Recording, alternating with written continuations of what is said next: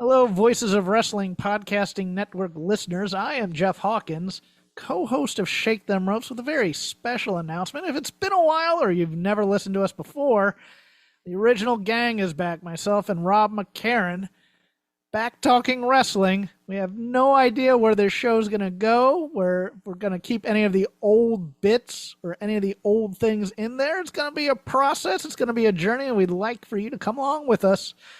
Only on Shake Them Ropes on the Voices of Wrestling Podcasting Network.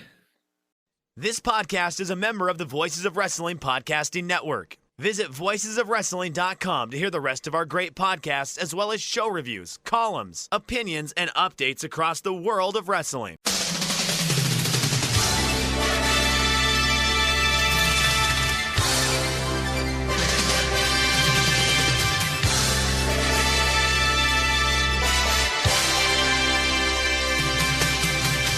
Hello everybody and welcome to the Sober J-Cast. I'm Joel, joined by David McDonald. It is, what's the date today? Thursday, 18th of 18th, June, yes. 2026.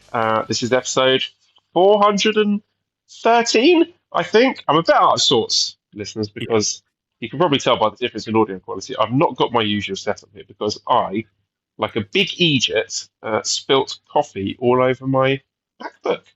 So it could have been worse, right? It's still mostly working, but the trackpad, like the mouse pad thing, doesn't work anymore. So if there's any listeners who are experts on this sort of stuff, like, what? Tell me, is there anything that I can do to salvage this? I've already ordered myself a little set of, those special star-shaped screwdrivers that you need to open up a MacBook. So I'm hoping to sort of open it up and give it a bit of a clean, but I'm kind of operating with the assumption that I may well have to get a new one. I'm thinking of investing in one of the little MacBook Neos. I hear they're pretty good and they're half the price. 500? So, yeah, 500. I mean, US, it's around that, right? And then, supposedly they're little beasts. I mean, as far as I know. Yeah, I mean, that might be a sound investment. I mean, won't a Bluetooth mouse work or anything like that? Yeah, I mean, that's the next thing to try. But even though, I mean, is that going to be sustainable long term? I don't know. So apologies if you were desperate to be listening to this live on YouTube, but I don't have the infrastructure available to get it up. Hopefully we'll have something sorted out for next week. But this is good enough. I'm on the Zencastr app on my phone. I've told Damon I'm sitting on the sofa. I've got a cup of tea. The cat's on my lap. Just got home from a pub quiz. I mean, this is all right, all things considered. The only thing that's weird is that... Yes, we won, of course. Oh, yes. Okay, very good. We knew that, Mr. Smarty Pants. It got so bad, David, that we're thinking of rebranding. We're going to change the name of our team because we're worried that we've got a reputation now. That as people hear our team name, they're going to be like, oh, fucking hell, these guys. You have a well-balanced team, like different knowledge bases? Or is it just you're just all fucking nerds and know everything? Well, it's my dad and his best friends and his best friend's partner, who's also my landlord. So could you say landlady? Am I going to get cancelled? I don't know. I don't think so. And Mally comes along these days, but she doesn't know anything. She's just there for the food, which I respect. That's fine. Sure, absolutely. But yeah, I cover the bases that other people don't get. Things like movies, sports, game. I think I'm pretty good at trivia. I'm a good quiz doer. Oh, how do you think you would do in, say, Jeopardy? Do you have Jeopardy? Is that the one where you have to say what the question is? Yeah, you answer in a form of a question. What is dingleberries? What are dingleberries? I want to get my proper punctuation. Anywho, yes. How do you think you would do? Brilliantly, I'd smash that. Really? Okay. Easy work. Yeah. Fun fact: I have a buddy that was on. He did not win, but he was on. He made it. That was many years ago. Many years ago. He's a smart cookie as well. So I'm all right. I know dumb shit. Like, just you'd be surprised. Like, just like weird, off the wall shit that just sticks in my head. But like, how do you tie your shoe? I mean, I don't fucking know. but like just like a weird random thing, I'll just be like, yeah, that's Franz Ferdinand. I'm like, what? What are you talking about? Yes. All right, cool. I gotta be honest with you. I bought some new gear as well. Bought some new gear for just specifically for G1 in Chicago. Oh, okay, that's exciting. Yeah, I bought what are they called? A gimbal? Gimbal? What are they for the phone? So it's like a video thingamabob. I'm telling you, I'm doing video shit, dude. It's gonna be fucking awesome. I have so many ideas. So get on that fucking $10 tier if you're not already, because I got some fucking ideas. At the very least, you'll have some. At least a day. You know what I'm really annoyed about as well? On Monday, yeah. or was it Tuesday? I forget. One of those days, earlier this week, I recorded an episode with Odd Jobs from our Discord, who is a resident DVT expert, about the New Japan DVT second crossover show. And we did a deep dive on that. Excellent bit of audio. I thought, I'll just edit that tomorrow. And then that was the day I spilled coffee over my MacBook. So that's it's still there. I've not got around to editing it and uploading it yet. So hopefully the mouse thing will work. But that is also hopefully on the way. At least that's when I can manage to extract it somehow. But that was that's good audio coming your way. Probably, maybe, possibly. All right, fingers crossed. Listen, the $10 tier is where it's at. If you want to hear about a play-by-play analysis of a match where 4 men are in the ring blindfolded and you have to win by shoving your opponent's head up the arse of the other person, watch this face. I'm not making that really up. That's just come on, what are we doing over there in Crazy Land? It's Crazy Land over there. No, I said during the recording statement, the Patreon is not just about doing things that you enjoy, and watching things that you like, and talking to people that you find enjoyable to talk to. You have to do bad things that you don't like. That's okay. I don't know why. I can't elaborate on that, but that's what it's all about. Well, trust me, I can't believe there's got to be an element of suffering to it too. Yeah. I can't believe I'm doing video content. Let's put it that way. So like Cheryl was like, "What are you doing?" I was like, "Yeah, I was thinking about doing like a daily vlog." And she's just looking at me like, "You don't like any of that." And I'm like, "I know. I don't know. I'm doing it though." I feel bad now. Listeners, get on the fucking $10 tier to make this financially viable for all of us. Oh, please! If we've got exactly the same number of subscribers as last year when we weren't doing any of this stuff, then this is going to end terribly. This could be the end of the Super J Cast. So just for the sake of this entity, fucking wallets out now. Jesus. I know. Please sign up for that $10 tier. I'm begging you. I'm on my hands and knees begging if I'm going to do this. I'm going to sit there with a fucking camera and hi guys. Hi everyone. Are you gonna record your face reacting to things? Oh, sure. I'm going to go to Culver's. Have you heard of Culver's before? No, I want for the entirety of the G1 show, I want the camera pointed directly at your own face. Yeah, reactions, and you just and I want a YouTube thumbnail of you doing like a big shocked face, like, oh, right, hands over my mouth. Yeah. Oh, Ren Narita did what? You won't believe what happens at the G1 show. Right. Was I wrong about G1? Question mark. Shut up. And there's got to be another video where you're doing a face like pulling your face into some kind of grimace with like doing a kind of shrug, almost like Yano, but you know the face that they all do. Right. All the sure. YouTubers do. Just like, yeah. Oh, what? I don't know. Whoa. I'm shocked. I'm shocked.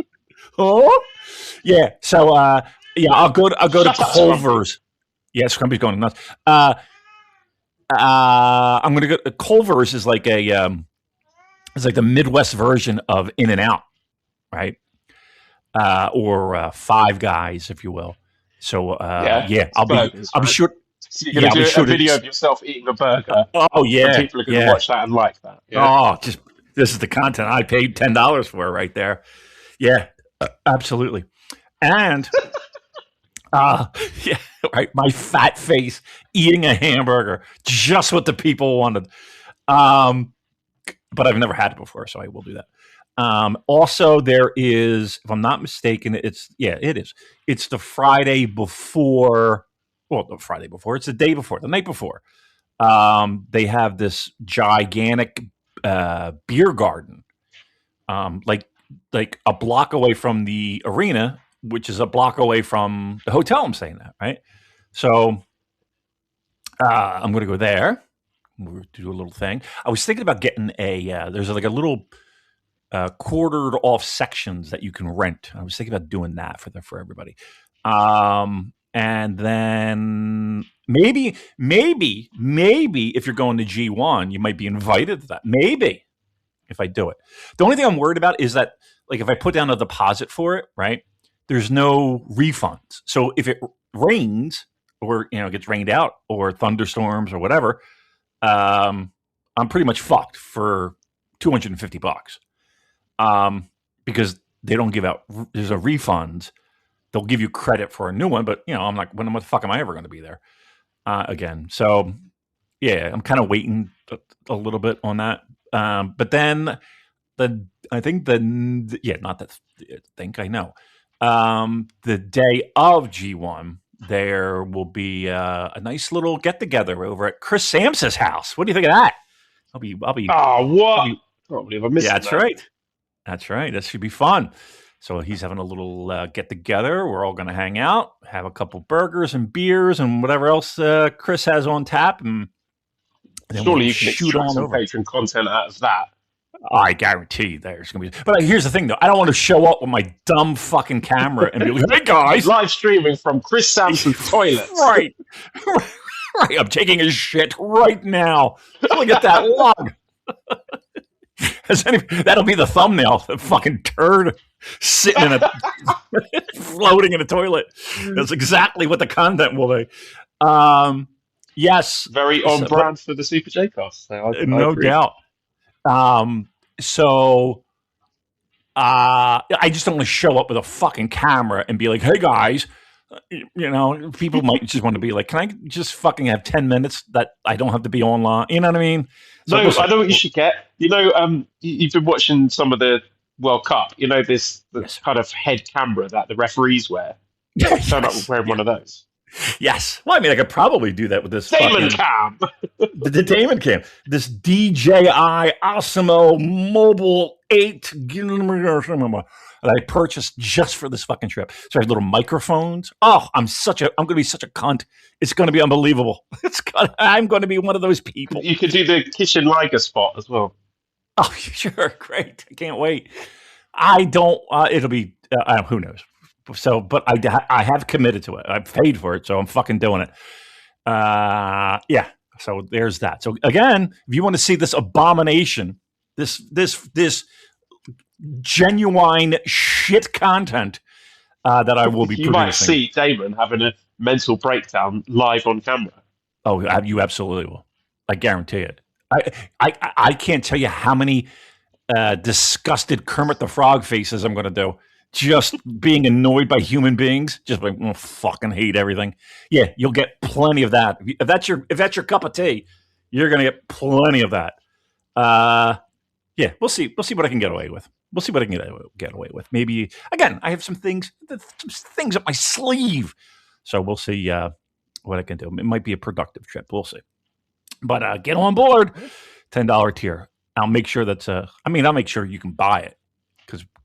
I like seeing that. I like seeing those dollar bills roll in, man. I was like, "Oh, look at that! The Joe Lanza one." Yeah, oh my God, Joe Lanza. That's what I was comfortable just kind of drawing a line under the Kevin Kelly interview and thinking, right, I think that's got this number of buys, and I'll send the money that I made to you because it stopped selling. This one, fuckers won't stop buying it. Jesus Christ! I know.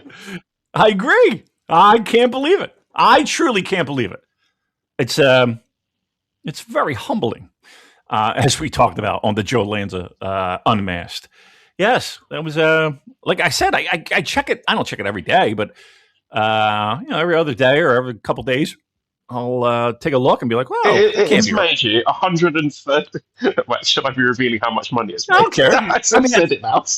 I don't care. Whatever you said it. 133 US dollars for Big Joe at $3 a pop. Right? I know you undersold it, mate. I really did. I feel like I did.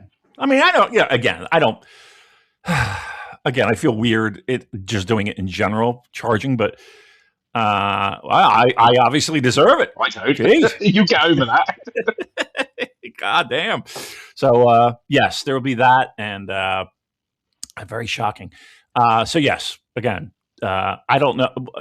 Definitely $10 tier. You're getting it. And again, we might do a $3 or whatever. I don't know. I don't know how the video is going to work. To be honest with you, I guess we'll put it up on the YouTube on a private channel. I don't know. You tell me.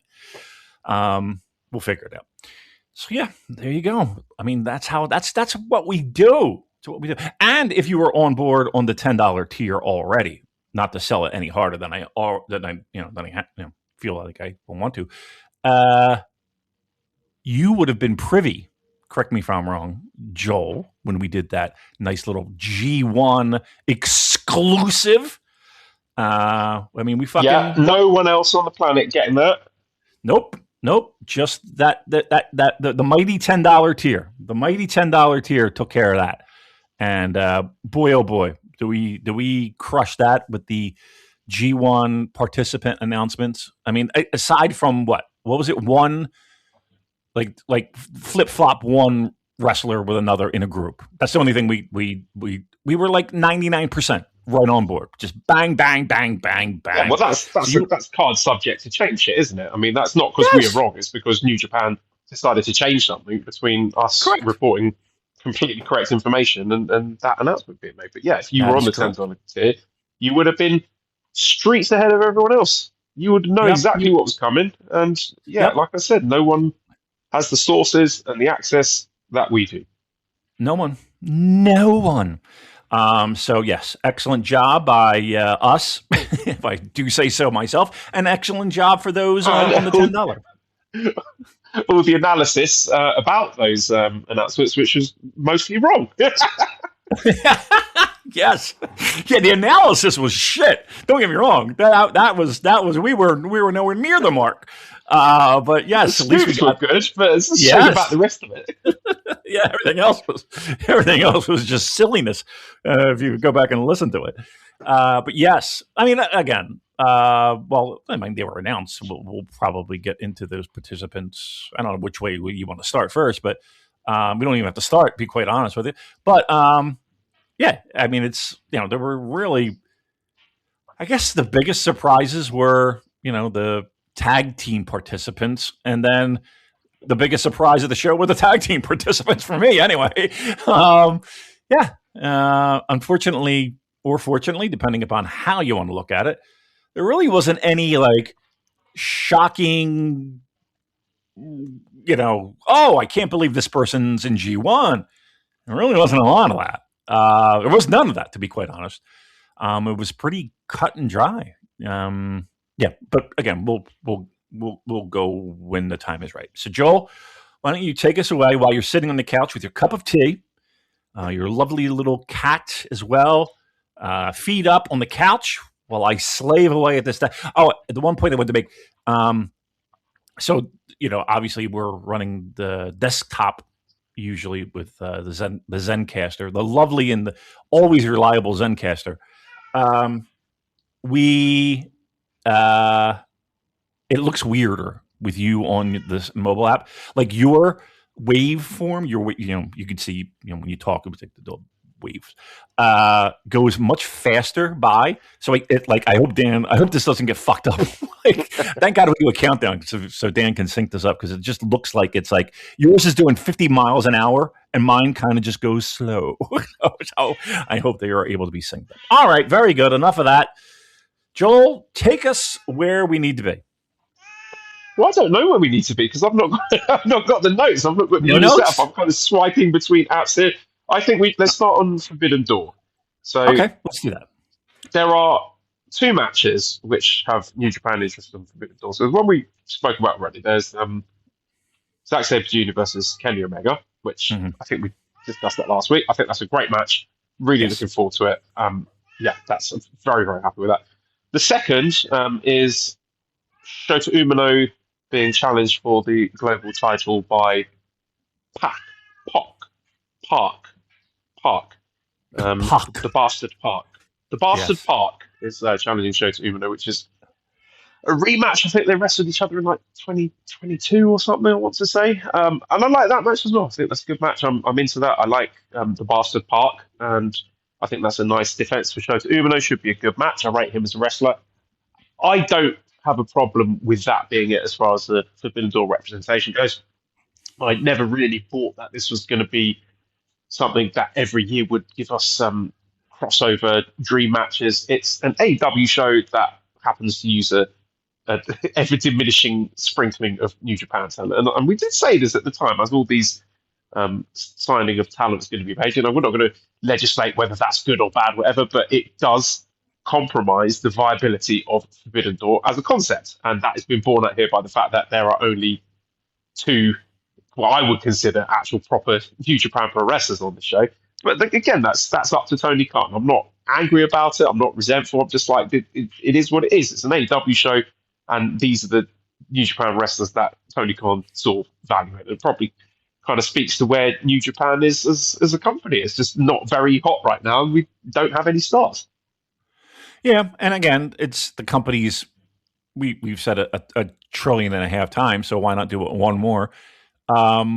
It's the company's responsibility to make those stars. It's not like stars just show up and they're stars. That's the company's responsibility to do that. Again, it helps when you have someone who stands out above the rest, and it's like an obvious, yep, that's the guy we're hitching our wagon to.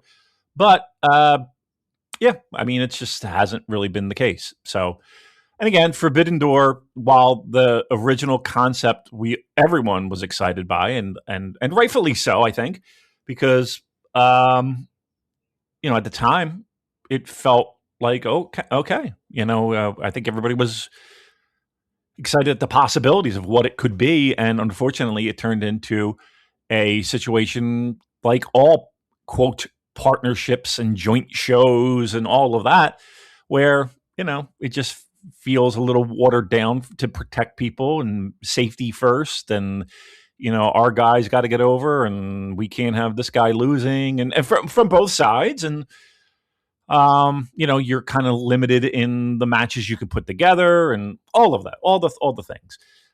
It's a show, and if we're just going by those two matches, that's a fucking not bad. That's really good. Not better than not bad. It's very good.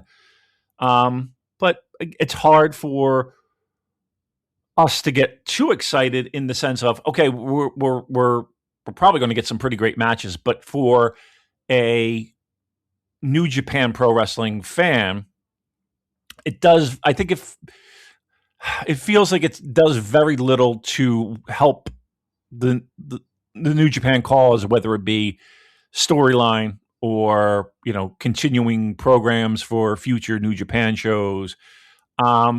Basically what it is again, we have the opportunity to see what on paper sounds like two really good matches, and New Japan gets their annual payday.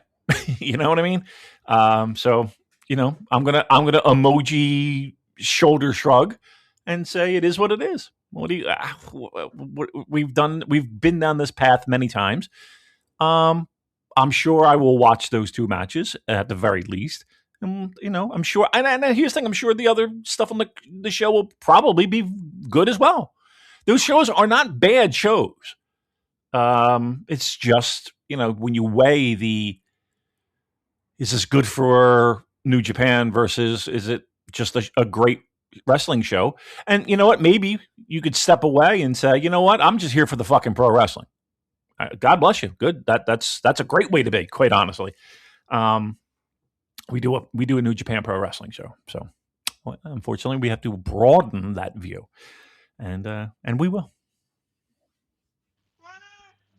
I don't know if you saw any of Yota Tsuji's comments about essentially him refusing to defend the IWGP title I abroad to don't give do a it fuck. in Forbidden Door because he says it's been disrespected with open challenges like Sanada against Jack Perry and his third match from the top. I What listen else was there? on the Four-way surface. I agree. matches, Yeah. defending against retired wrestlers. There was the Nigel McGuinness thing, and he says he's not doing it. And then Will Ospreay fired back and said he should be a fighting champion and take pride in representing the company. And the whole thing I just found very exhausting. Like I could barely be bothered to read the tweets, let alone engage with them.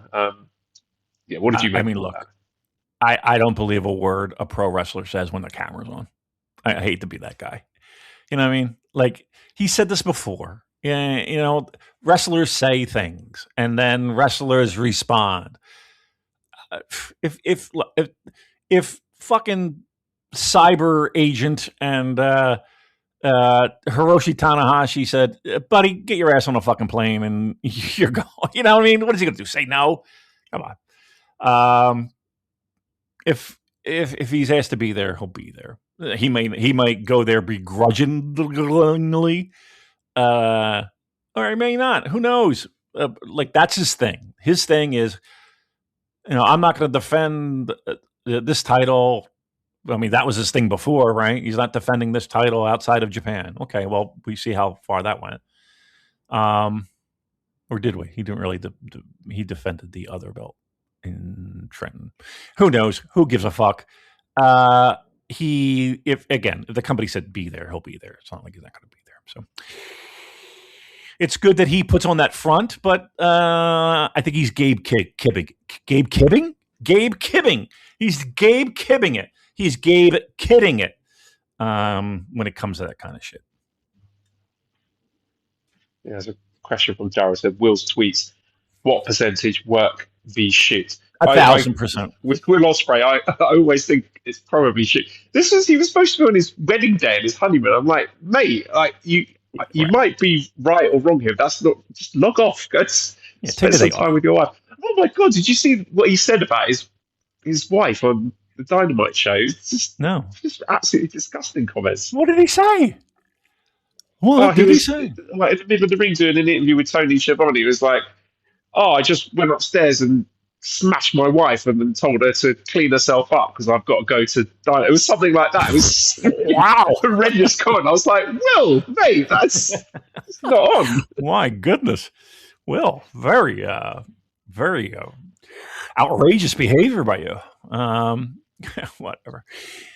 What was he? A sex pest, sex machine? He was. What was it? What was the thing before? Slick Billy with a big willy, or the sex pig? Was it sex pig? Sex pig, was it? Yeah. All right. Whatever. Again, I am so glad I don't partake.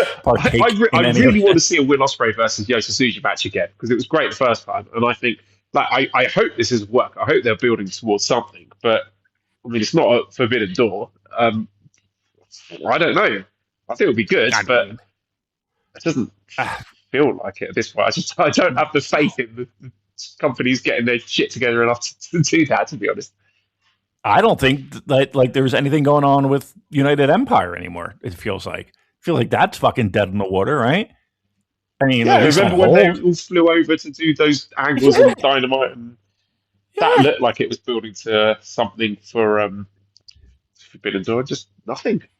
Nothing. I mean, we'll talk about Dominion, I'm sure, but with the things, with the things that went down there, who knows what Callum Newman, what shape he's in? If they even had anything planned, now and into the summer months, who knows? I don't know what's scrapped. But it feels like that's been like, all right, we'll forget that even happened. We'll see. Maybe they pivot to Yota Tsuji. Who knows? Okay, so let's talk Dominion in Osaka-jo Hall from Sunday, June 14th. Attendance of 6,890. It's not a bad number. I think that might have been up from last year again. If I had my computer function, I'd be able to compare those numbers. We'll say it's up. Let's just say it's up. Yeah, it was up by an amount. I don't know, but it's definitely up. How did you enjoy the show? What are your headlines coming up? Did Headlines it feel from like the show. Dominion-y? Yeah, I think. Again, we've seen some pretty epic Dominion shows, that's for sure. And I think, again, if I was going to say it might be unfair to compare, but it's a Dominion show. We're comparing them. Why not? We're ranking them. People rank albums. People rank movies. We're ranking Dominion shows right now. It lands somewhere in the middle. I don't think it was a blowaway show. I don't think it was anything where I did the Joe Lanza pacing in my living room by any stretch of the imagination. I thought it was a good show. Not great. I thought it was a good show. I thought the main event was good. You know what I mean? Like, I hate to be like just mid on it, but I thought it was good. I don't think it was great. I thought it was good. I thought there were moments where I was like, okay, we're getting ready to pick up here. Business is about ready to pick up, as some guy from Oklahoma would say. Not Walker Stewart, by the way.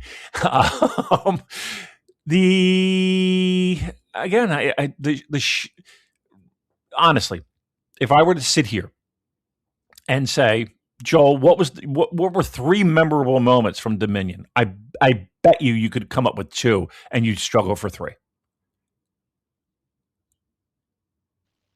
Do I have to pick 3 moments now? But pick 3. Sonata's entrance. Okay. That was preposterous, by the way. That was just like that. It was a never fucking ending. Again, you want to come out. I understand. We're doing all the phases of Sonata. I get it. Like if another guy came out from the backstage, I was going to throw my remote to the TV. Gotta be honest with you. I was like, are we doing every version of Sonata? This was Sonata when he had slightly different colored hair. Right, exactly. Let me be very clear. It's the same fucking Sonata. Right. Yeah. Like, kind of. I was like, it's the same guy. And that jacket, that red jacket with the shoulder pads. No, it reminded me of what was the evil witch from? Is it 1001 Dalmatians? Kind of relative. Yeah, maybe I'm confusing one of that. I'm not really a big Disney person, but it reminded me of some. What was it? Was it like a Lady Gaga tribute or something? Was it? I mean, if it was, I wouldn't know. I don't know. It was a very. And he's tripping over the red, like kind of, for lack of a better description I can give it, like it was like a train on a dress. It was like a red, silky train, right? I don't know, dude. Look, whatever. He's just a fucking weirdo. I can't get into him. You know what I mean? And it took 10 minutes. Like, Jesus Christ, this is the first match. Jesus Christ. All right, so that's your memorable moment 1. Okay, 2? Right. Yeah. Come on. Things happen. I mean, titles changed right? hands. Exactly. Like, titles changed hands. Absolutely did. I guess for me would be, and again, in no particular order, would be Hinare and Great-O-Khan against Knockout Brothers. I thought that match was good. Our new world champion, Yota Tsuji. And third would be, how do you think Yo did? I think Yo did well. We're going all over the place here. Yeah. I think Yo did all right. Those were the 3 things I would remember. Everyone did fine. Everything was fine. The show was fine. There you go. All right, there's our review. Done. Sorted. Now let's go. First match. So there was I got the data for the TV viewers. Oh, do you? This was broadcast on television in Japan. It was. So just by comparison, the Tokyo Dome, the Wrestle Kingdom show. So New Japan Pro Wrestling 1-4 Tokyo Dome Tanahashi retirement and Wolf debut special nationwide from 10:15 p.m. Viewership ratings for that time were 5.2% for households, 2.9% for individuals. Okay. But Good this number. one, New Japan Pro Wrestling Osaka Summer Battle, the counterattack of Wolf and the New Generation Showdown, 2.8% on average for households Okay. and 1.4% for individuals. Kanto region, according to video research. Okay. I mean, still probably decent numbers for a New Japan Pro Wrestling show. Don't get me wrong. But yeah, significant drop there. Now, again, to be fair, if we're being fair, let's be fair, because that's what we stand by, fairness. Your Tokyo Dome Wrestle Kingdom show, you're over a holiday weekend, right? A holiday week at least, right? So there might be more considerable opportunity for people to just pop on a wrestling show. So I'll give it a little bit of the benefit of the doubt, maybe. But yeah, that's let's put it this way. Yeah, it didn't feel like there was a lot of buzz for at least the two matches that we know were televised. Aaron Wolf and your main event, if I'm not mistaken, right? Was that am I off on that? Those were the two. Were there others? Do you know? No, I think it was just those two, actually. Okay. All right. Well, all right. Little drop off there, and I will also say that it does feel like. Well, again, we'll get there. We'll talk about that. But yeah, a little disappointing in the fact that the numbers plummeted the way they did. But still, I would say it's a decent number for a New Japan show in the middle of June, or the beginning of June.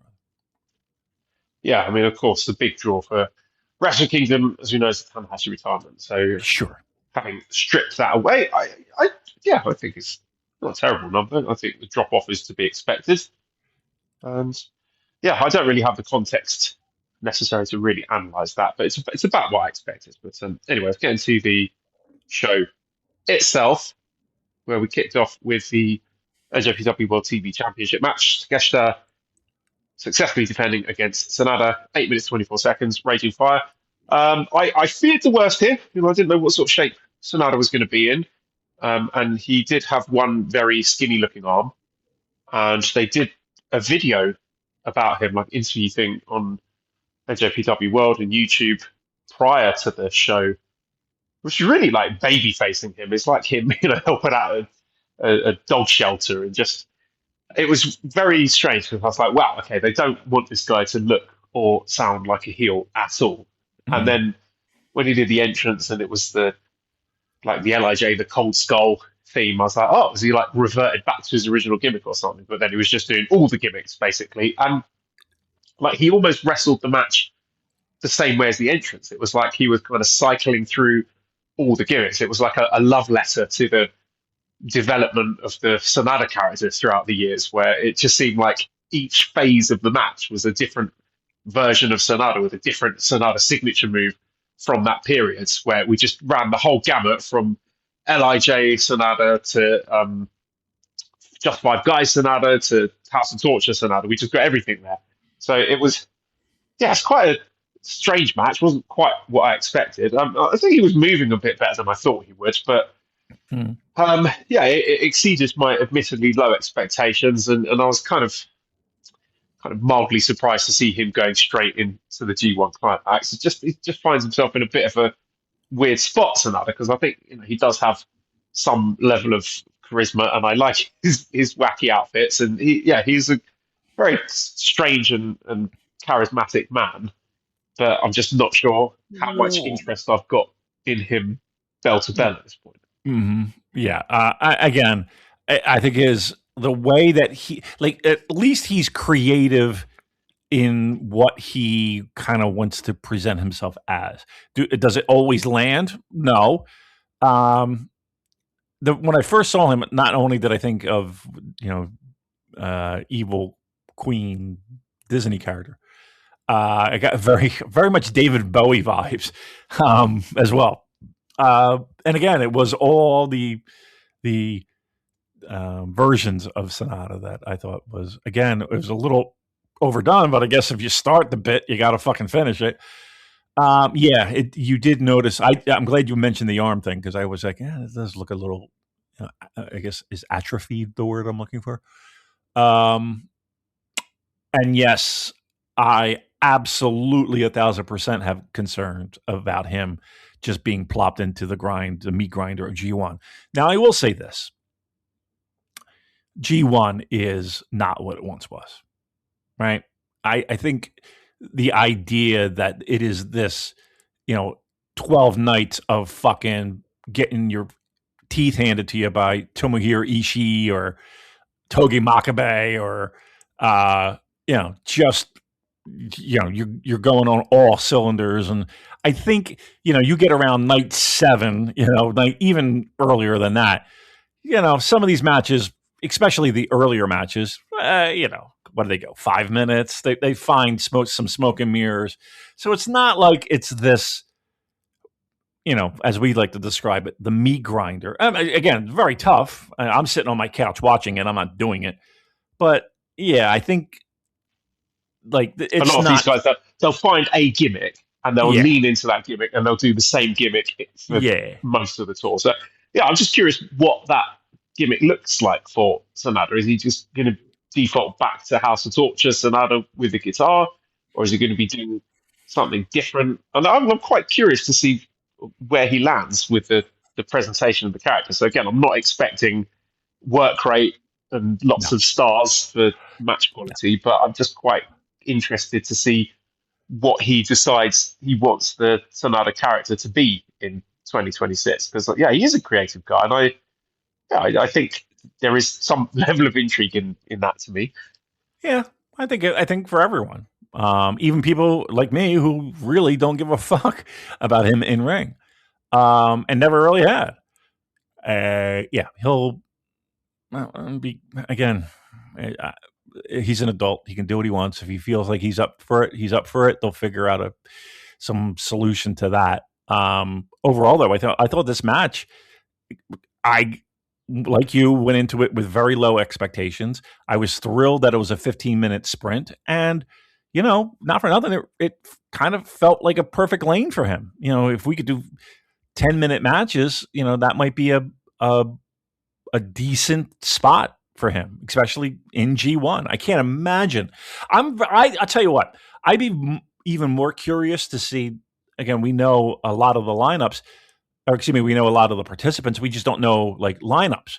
I'd be curious to see if he's headlining any of these shows, or he's going to get the tap on the shoulder, so to speak, to go 20 minutes, go over 20 minutes. I can't imagine them wanting to do that. I can't imagine anyone in their right mind putting him in that predicament. So I think that'll be the true test. If they really feel like this guy can do something like that, I mean, I might just be curious to see if he can pull it off or what he does to pull that off. But I would imagine he's first matches, second matches, they'll do everything they can to fucking hide him. And it also does that, his inclusion in this, does that make you think even more that New Japan is in a real bind? If they're putting him in, where are we? I agree. You know what I mean? Where are we here? What was their option? Him or Fale? You know what I mean? Oh fuck. I mean, almost. This might sound bizarre. You might think I'm totally off base here, but I'm almost wondering if he sort of occupies a Yano space in terms of what he's bringing to the table, where it is more about entrance and charisma and wackiness and a bit of comedy and creativity rather than actual meaty wrestling. I would think so.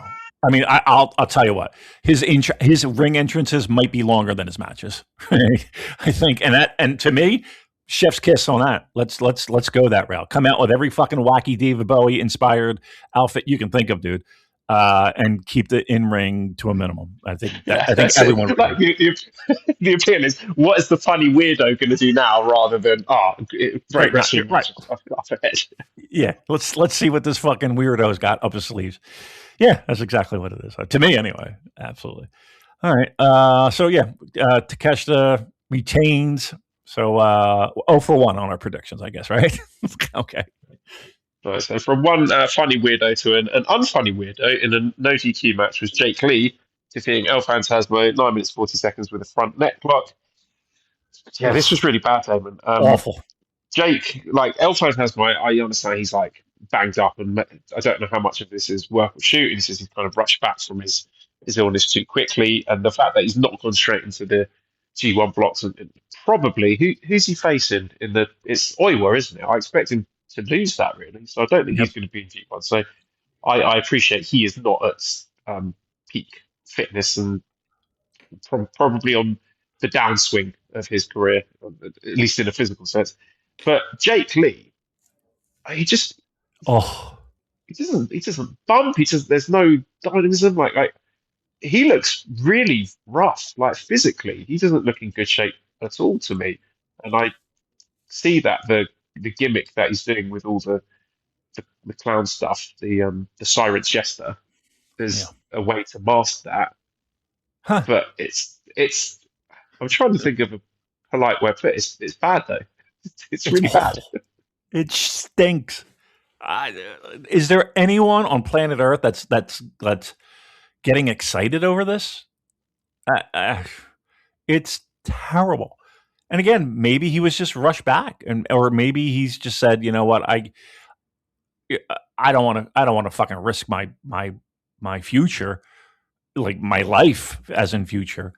You know, I got to come up with something to lessen the toll that it's going to take on my body. I guess, but even with that said, it's just one of those things, Joel, that he might be my least favorite. He might be my least favorite pro wrestler right now. Oh, look who's joined us. What's up, buddy? Just busted open the door. What's up there, Finny? Finny, Booba Laddie. Finny, cheesesteak, we like to call him. He's gaining some weight. Oh, boy. He sure is. He likes to eat. This boy likes to eat. All right, you just keep it down, all right? You're not a star. I'm the star of the show. All right, thank you. I'm sorry, Joel. Cat's trying to put himself over. Yeah, he sure was. He's still here. He's hanging out. He's looking at me like, hey, can I get some head scratches? Yes, you can. Yes, you can. All right, second match. Then we had the special tag match, Taichi and Yuya Uemura versus Ryohei Oiwa, Zack Sabre Jr. Taichi getting the pin over Oiwa after 13 minutes and 15 seconds. This was really good, as expected. The history and the relationships between the four wrestlers, like how could it not be? I just found it a curious choice that Taichi was the one to pick up the pin here, and what that led into, or what it didn't lead into, rather, and Taichi's omission from the G1 climax. And in the digging that I was doing, I've found out, David, that a lot of these guys, they don't know anything. They turn up to the building, and a lot of those wrestlers found out whether or not they were going to be in the G1 when they watched that fucking video announcing who's in it. You know, I'm talking to guys saying like, okay, I've heard this, you know, are you going to be working this and it? And they're like, I don't know. I genuinely don't know. How many times has that happened, though? They say, right, and they say to me, it's like, you know more than I do. They're not. I don't think that they're trying to dodge it or kayfabe it or give me a non-answer. Like, they genuinely don't know. And apparently, when Taichi found out that he wasn't in the G1 at this show backstage, he was pissed and like throwing his chair and swearing. Like, he was not happy at all. And I'm repeating myself here. It's copy pasting every time this conversation comes up about Taichi and how he's underutilized. We got some questions here. So Tarzan Boy says, do you think we see the last in Ishii and Taichi in the G1? It would have been nice to get an official last entry like Nagata in 2017, so that both would get the props they deserve. And JJJ Stark says, also, I've heard that Taichi doesn't like to fly. If that's true, does that mean he can't be in G1s that have international dates? So, no, my understanding was he doesn't like traveling, but he very much wanted to be in this one, but the company haven't put him in, and that, you know, it kind of sticks in the core a bit when you see people like Jake Lee getting spots and Great O'Khan getting spots, and like, God, come on, can we not do something with Taichi? He was so good in G1 last year. It's just it's a big disconnect for me in the value that I see in him and the company sees in him. But I feel like I've done this bit about 30 times on this show over the last couple of years, but I know, but it makes it no just sense. seems strange to me. Why have him pick up the fall here if we're not doing anything with him at all? I know, like he's got this match coming up with Yuta Ice as the qualifying match for G1, and that will be great. You know, it will probably be better than most of the matches in the tournament itself. But all I can do is just shrug my shoulders and be sad and wish that they do more with this guy because he's so good. But good match, very good tag match. I liked it. Yeah, again, I was more than surprised at like not only just him getting the win, but also I'm on now. Get off my computer, please. Not only that, but like the idea of now he's got to fight for a spot to get in, and what you said about people not knowing until they show up. I can't tell you how many guys we've talked to that's the case. It's like they have no fucking idea, and maybe they like the idea and them not kind of pre-planning things in their own mind, maybe, or they just don't want shit to get out, or I mean, okay, that's fine, but it is weird that nobody knows. When we say nobody, we're talking about the wrestlers themselves. I can't tell you how many times we've heard that. So yeah, very odd. So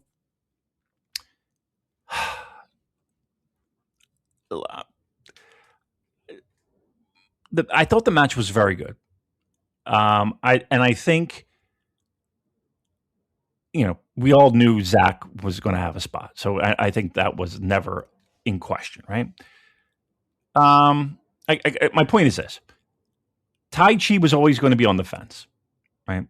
And the fact that he's even in a qualifier, I think, is going to be fun. If he makes it or not, that's open for debate because this company does weird things, and he might very well be in it because this company does weird things. That being said, the one guy that stands out to me as what are they doing is Oiwa. What is it going to take for this guy? Like, what does this guy have to do? Because he just feels like he is with all the people that we just talked about, when we talk about Jake Lee and we talk about Sonata and the assumption that they're banged up and it's going to be a tough go for them to get through a G1. And yet you have two guys that are like, okay, one who obviously, from what you're saying, is a willing participant for sure. And another guy you would think would just be a shoo-in. Wouldn't you think? Like a guy that could just fucking, yes, why not? Of course he's in. No. Like, I don't know. The only way I can spin that, David, is that they wanted to have some popular young wrestlers that people would be excited to buy tickets for to watch in these qualifiers. Okay. Whereas if you put like fringe shitters like Great O'Khan and Jake Lee in qualifying spots, no one would give a shit. But by putting wrestlers that fans actually want to see in the G1, like Yuto Ice and Oiwa and Aaron Wolf, then they are going to sell more tickets for those Road to G1 shows. Oh, where? At Corkin? Yeah.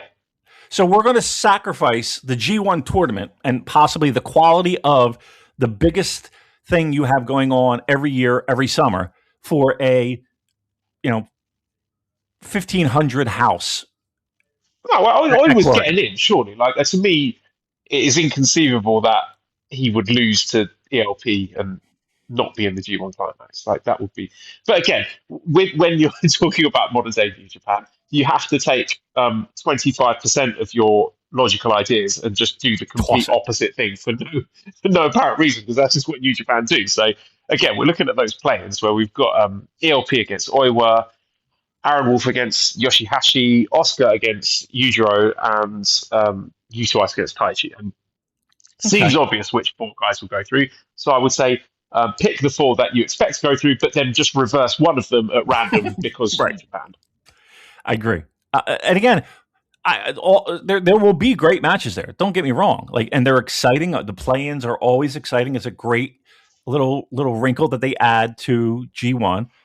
The problem is that you could seriously, the guys that aren't in or the guys that are already in that may have like Hinare or Okan or whomever, right? That aren't in that are already in. They're not fighting for their lives to get in.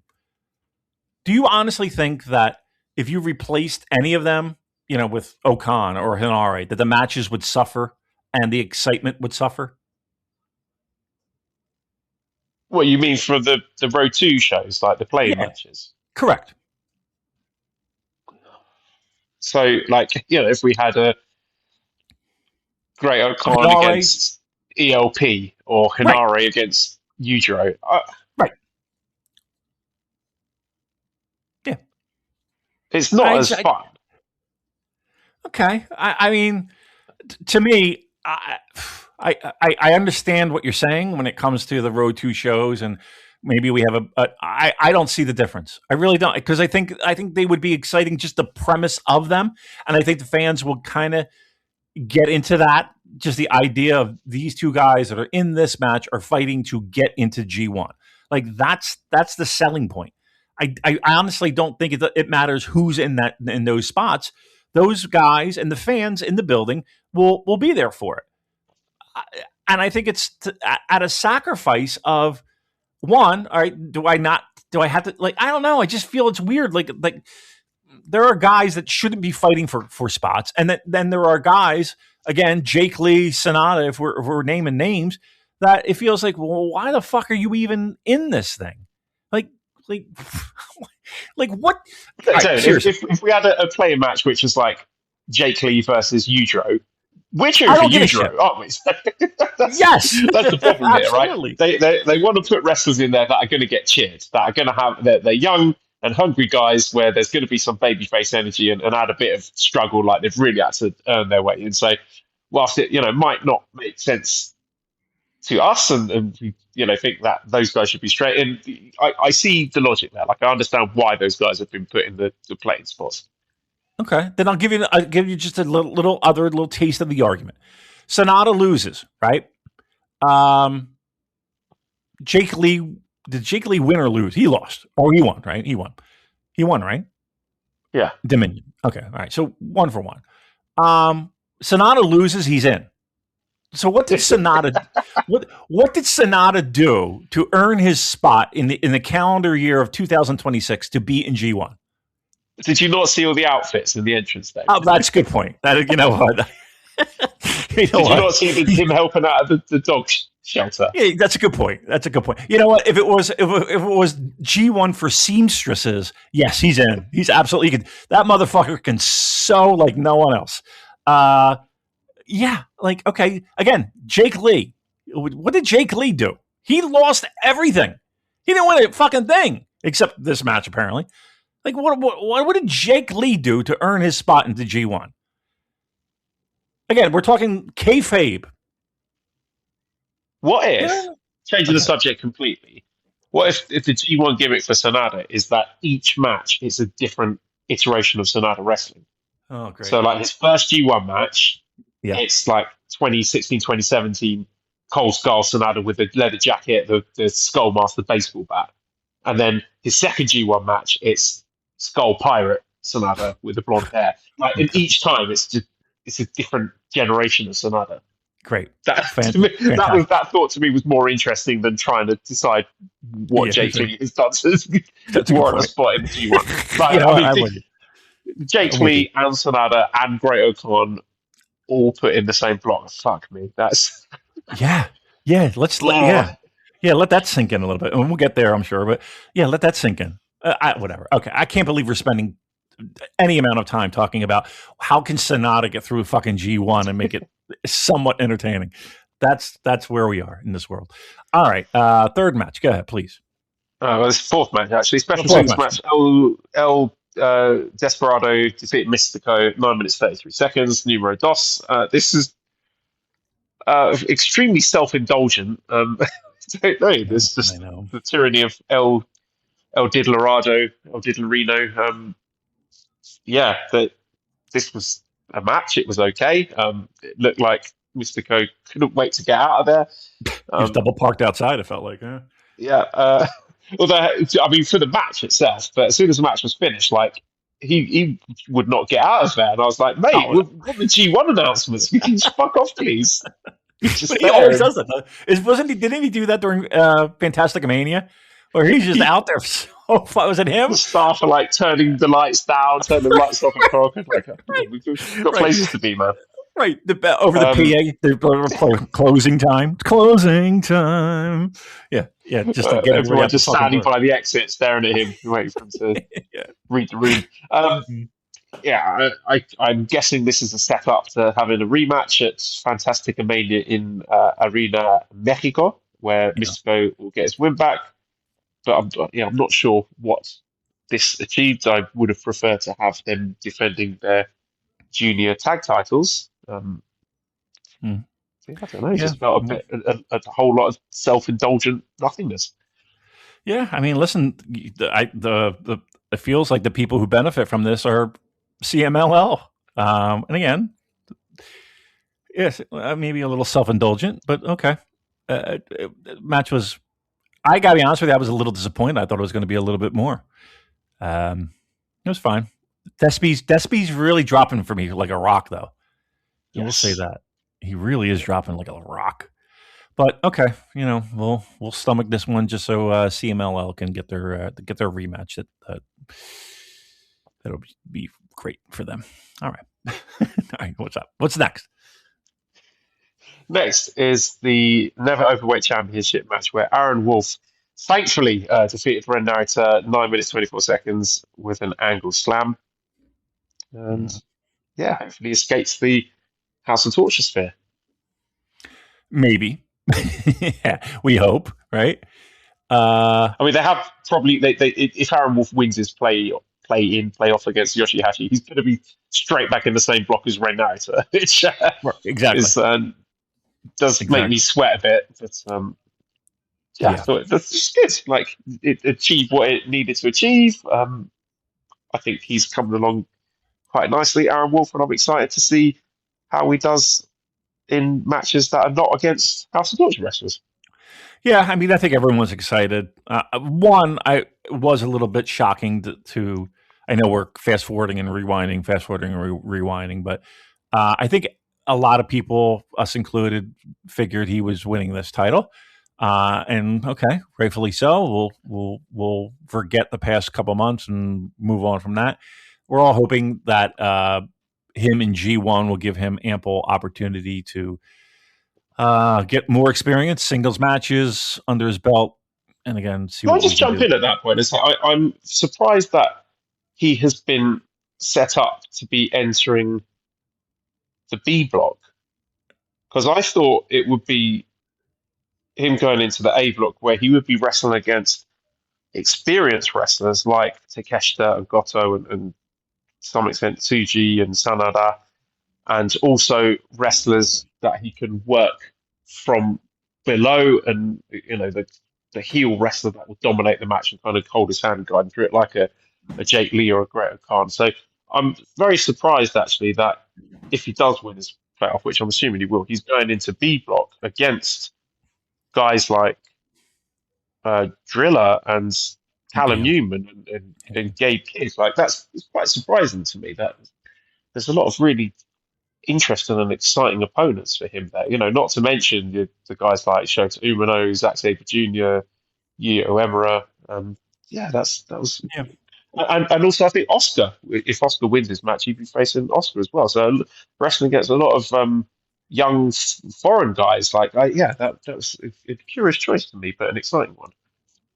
Correct. And I would also look. I think everyone's just excited for the fact that there's the possibility of just different opponents. No matter, you could put anybody in there and just so it's fucking somebody different than the House of Torture. That said, it does seem like a little bit of a, dare I say, a risky move if we're worried about him performing with guys. I mean, David, like Aaron Wolf against Henare, what's that going to look like? That's going to be wild. Yeah, I mean, again, we're hoping for the best here. We're seeing what can be done, and will there be a little bit of hand holding? Yes, and I will also say this, that it, you talk about guys, and we're always talking about, give guys the chance to fucking do shit, and give guys, put the fucking rocket on them and let's go and move forward and blah blah blah blah. I mean, to be fair, his first match was 5 months ago, 6 months ago, and it just reminded me, like, I'm watching olden time wrestling from the 80s, mind you. And I bring up a guy like Steve Dr. Death Williams, and when he started out in UWF, and this is like 80, I guess the show that I just watched was like 83 or 82. And you compare that Steve Williams, where again, everyone has him pigeonholed to be this fucking guy that can carry a promotion. And you compare that guy to, the 91, 92 All Japan fucking bulldozer, Well, okay, that's 10 years of pro wrestling that this guy did to become the Steve Williams that we all think of. And again, he's had, a big run in UWF and all. I guess my point is this, is that, 6 months is not a long time. 6 months is not a long time. Now, again, we could speed up this process a little bit in the sense of, hey, let's get him more experience with different guys so he can learn and blah, blah, blah, blah, blah. Yeah, we're all looking forward to that. We want to see what we got. But to be fair, 6 months. 6 months. So as much as we want him to, the young bud to blossom and grow, 6 months. It's not a long time.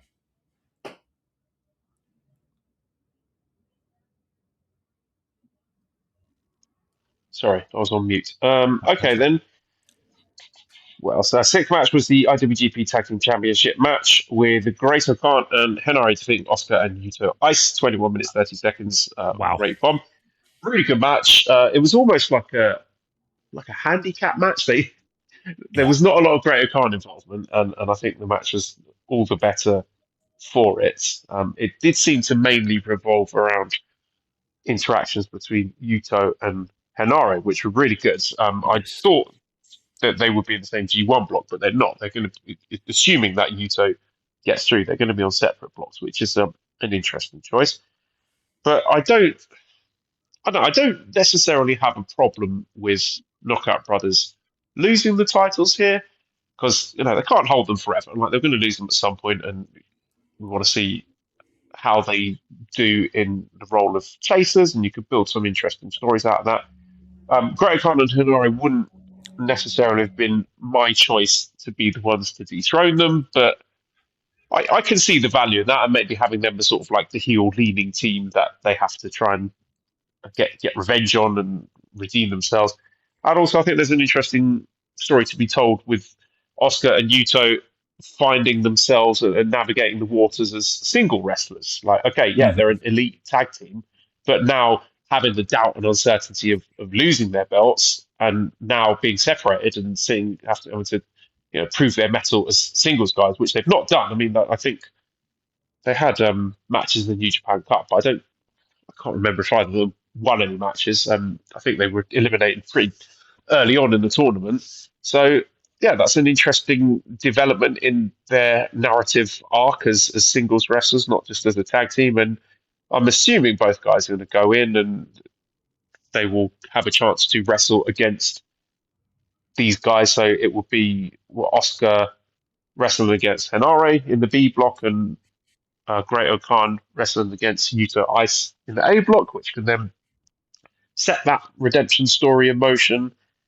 Just the only thing that pissed me off here was Great-O-Khan being a double champion and going straight into the G1 Climax, when I've never seen a wrestler as so visibly checked out as him. Like, he just does not give a fuck anymore.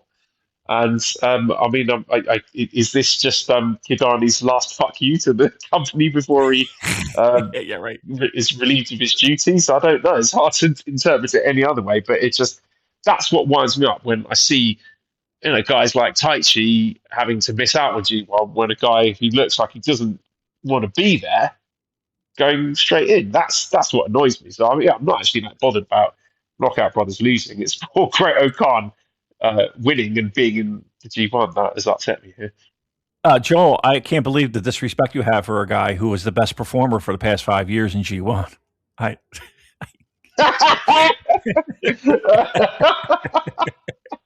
can't believe you would You saw that as well. I did. What a boob. Just idiot. Oh no, anyway, that guy's very special. He wrote a massive thesis on Reddit about why Great-O-Khan is brilliant, and I love that. You know, honestly, I do. I really value that we have people like that in the fandom who can just latch on to the most like absolute shithouse wrestlers who have got no value, but somehow be absolutely ride or die with them and come up with the most like deranged analysis of why they're so great. Like the fandom needs people like that. Joel, you know I love Duran Duran. And I think they have 2 albums that are some of my favorite of all time, right? But to sit there and tell you that that would be the equivalent of me saying Duran Duran's the greatest rock and roll band of all time. What? What? No, that's preposterous.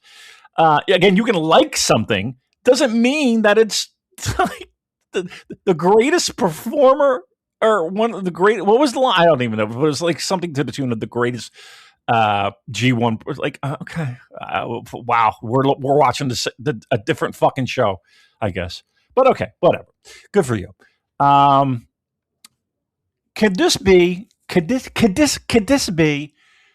a situation where, by some weird thinking of New Japan, that they wanted to get the titles?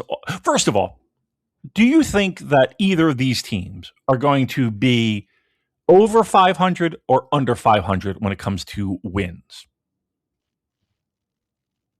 Everyone is going to end on the exact same number of points. You'll either end on 10 points or 8 points, because that's how we do booking in New Japan. That's a good point. But I'm thinking out loud in the sense of, I would think a lot of these, all 4 of them, would probably be in, if you're asking me to put some money down, some shekels down, we're probably looking at guys that are losing more than they're winning, right? Can I just sort of check in with you first before you extend that thought? Do you think Oscar and Yuto are both going into the G1 Climax? I mean, is there a chance that they... Maybe not. I don't know, a bit high on their own supply and the company might be sort of taking them down a peg or two and saying, no, you're not at that level yet as singles guys. Like, we could... Okay, right. The alternative here would be Yujiro and Taichi going into the G1. So I think Taichi's in. Are we taking it for granted? Taichi's in. So you think? Yep. So you think Yuto Ice is not in the G1 Climax? Correct. Wow. Yeah. Now, why not? Well, maybe somebody's hurt. Maybe somebody, has overseas commitments. Maybe whatever the case may be. I don't know. But yeah, let's put it this way. Of maybe they want to protect them. Maybe they don't want that guy losing so often.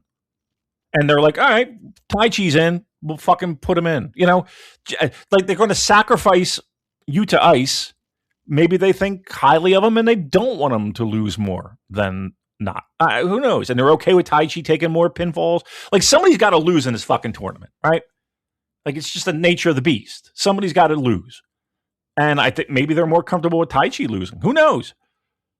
I don't think it's a slam dunk that both guys are in. I don't. And again, if you put the Super J-Cast branded gun to my head, I wouldn't be surprised if Yuta Ice is the guy that's sitting on the sidelines for whatever reason.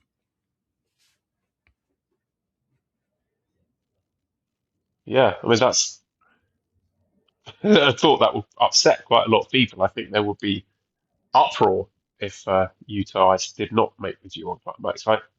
I mean, personally, I think if you've got exciting young wrestlers, you want them to get the reps in. You want them to be in things like the G1 Climax so they can experience what it is like working against all those different guys. Because that's how these wrestlers improve. I mean, to me, it would be baffling to not put them into the company. Well, I do also accept the perspective that I understand they've got ego on them, which is not necessarily a bad thing. I mean, I think that it wouldn't. I think it would help some of these New Japan wrestlers to have a bit more ego, a bit more confidence, and believe they're in hype, and not just be like the happy to be here kind of wrestlers. Like, I mean to say, if guys like Yuya or Oiwa could take a leaf out of Oscar and Yuto's book and just believe in themselves a bit more, have a bit more confidence and swagger and arrogance, it might not be a bad thing. But I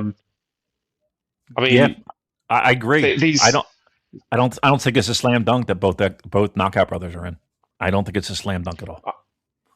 I mean, if you take away the strong booking that Knockout Brothers have had as a tag team,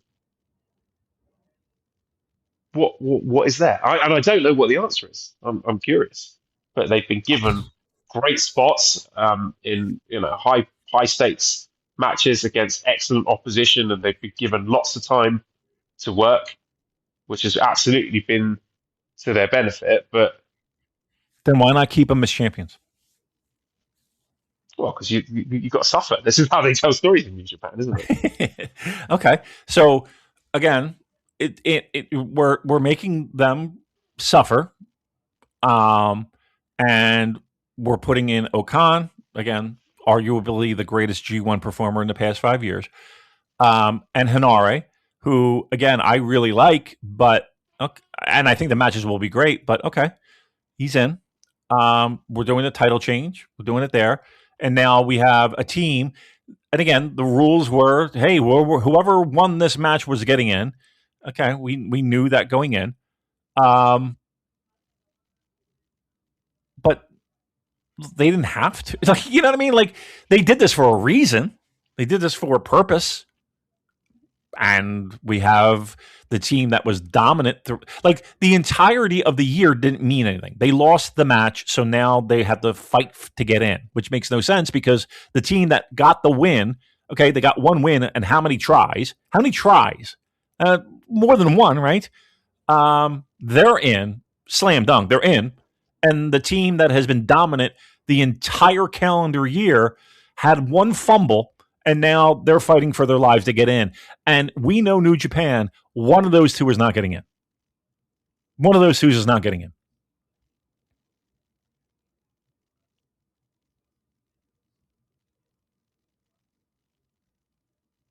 You're on mute. I'm speechless.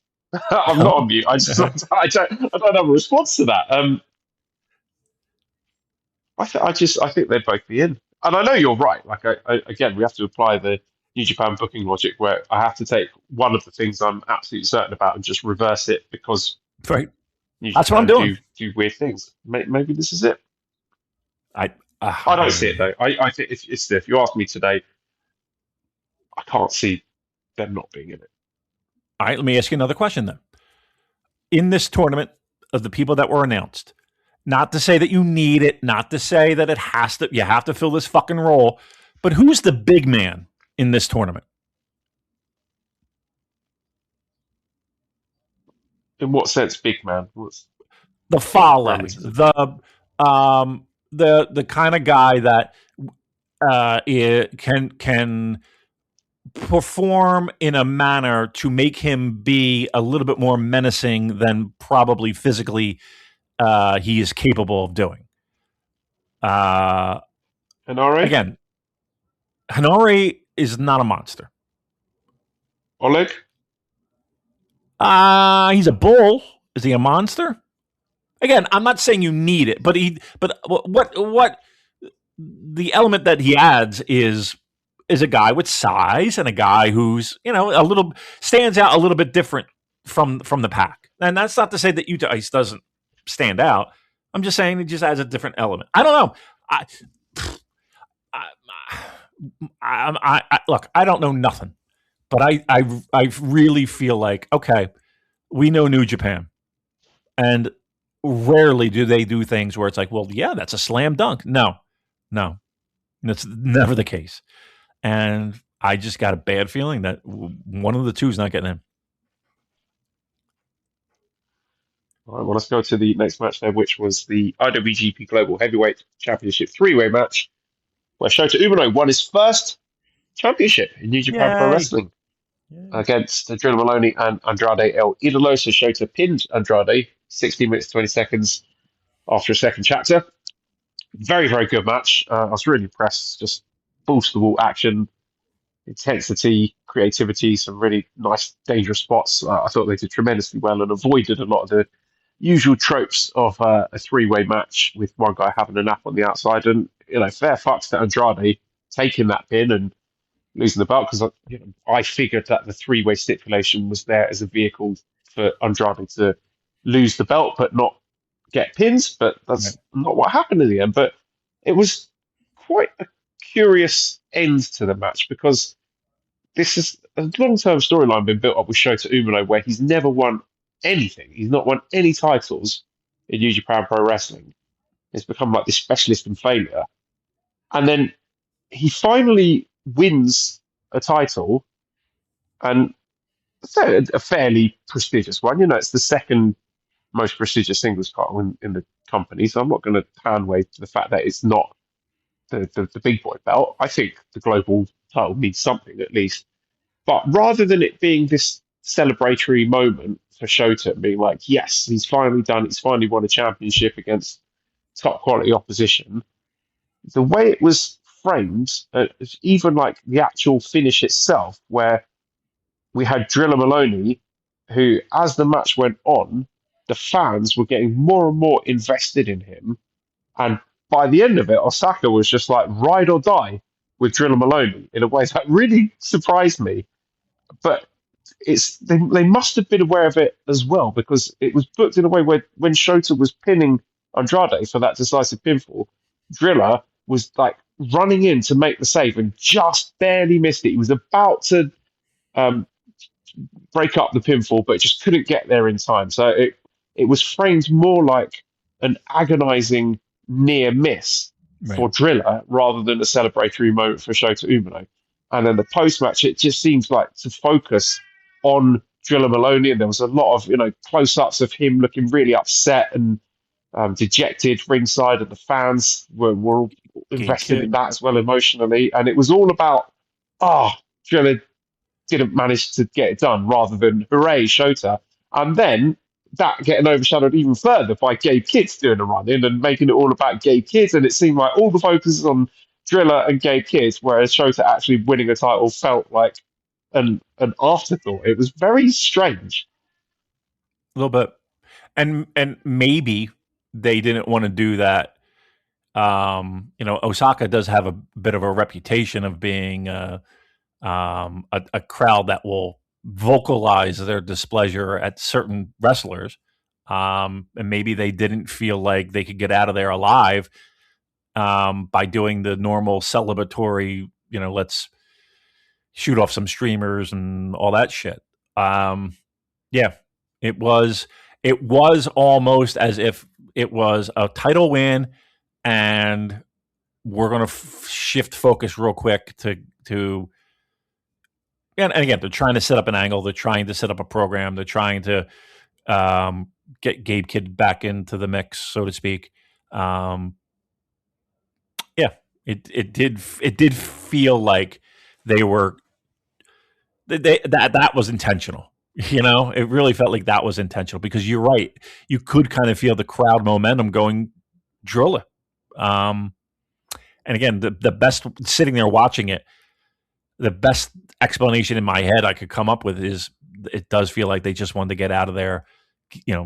Obviously he's your new global champion, but they didn't want to really harp on that in that building with those fans, because if he got on the mic, Joel, do you think the fans would be right there with him, clapping along and fucking? I think that would be an incredibly awkward moment for not only him but the company itself. Yeah, possibly, and there were definitely some boos for Shota, but I interpreted that more as we really like Drilla and want Drilla to win, rather than an outright rejection of Shota Umino. But yeah, you could be right. Maybe they just didn't want to find out. They didn't want to test that Right. to its limit. So they're just like, Nope. okay, yeah, Shota's fine. But look, Drilla's sad. Oh, look, gay kids here. And, Exactly. shifting focus from that. And yeah, like the lasting image for Shota Umino, rather than this moment of triumph, was him like forlornly wiping Gabe Kidd's saliva off of the line mark in the middle of the ring. Exactly. Right. He's playing the janitor role.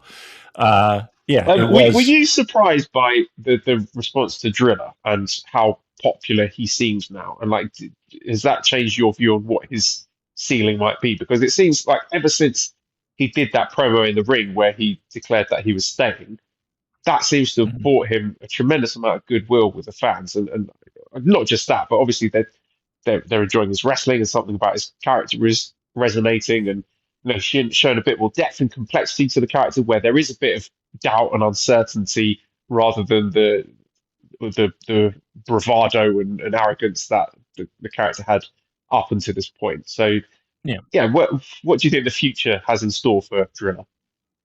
I think the company's invested in him. I think the company, is willing to see what they got with him, and I think everyone can appreciate that. I don't know, and again, maybe I'm giving Osaka too much credit in this. I think if anybody was in that ring, they would have cheered that guy. Like, you have a guy who's, feels like is AEW, so he's not, 100% New Japan. So, okay, there's going to be a little bit of, okay, are we going to hitch our wagon to that guy? And then we have Shota, who, that crowd is not, they're weird, not weird, but they're fickle, should I say? I don't know if it's a case of it could have been anybody in that spot and they would have rallied behind him. But again, it does coincide with the company, at least feeling like the company has a lot of confidence in him and they're willing to give him a shot. So I think it's a combination of all that, to be quite honest with you.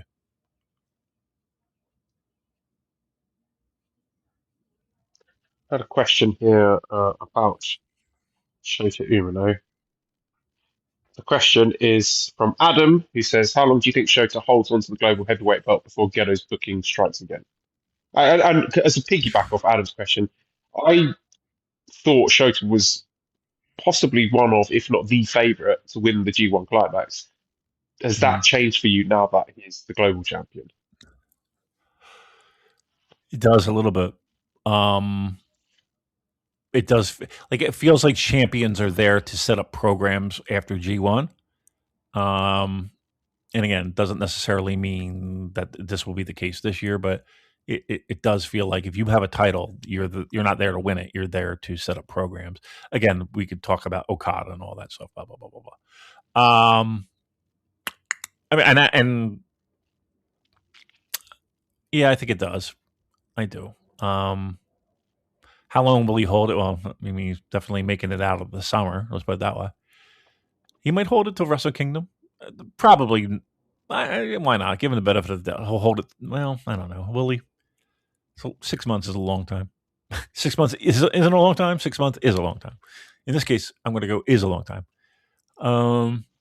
No, he won't hold it. I think there's maybe value in him doing the global gimmick of the global title. Like, he's defending it against Park, the Bastard Park, and maybe that's his thing. He keeps traveling abroad to the US and the UK and defending the global title against other people like that. That might be a thing. There's something there, I think. There's something to that, I would say. Yeah, but I think the idea of him winning G1 might be a little bit in question. Maybe. Who knows? I mean, look, does he have to... we're all waiting for the day when he's headlining Wrestle Kingdom again. He doesn't have to headline it this year. He could semi-main, right? Defending the global championship against someone. We're all waiting for a good New Japan long-time rival feud. Maybe it kicks off there. It doesn't have to be for the world title main event spot. It could be a secondary match, semi-main event. Maybe that's it. Maybe that's what we're looking at right here. So, So in the same breath, I'm saying he's not going to win, or he's not going to keep the title until Wrestle Kingdom. Yeah, he may very well. And then now there's the beginning of the long time rivalry that we're all looking for him. And what did you think of the gay kid angle at the end?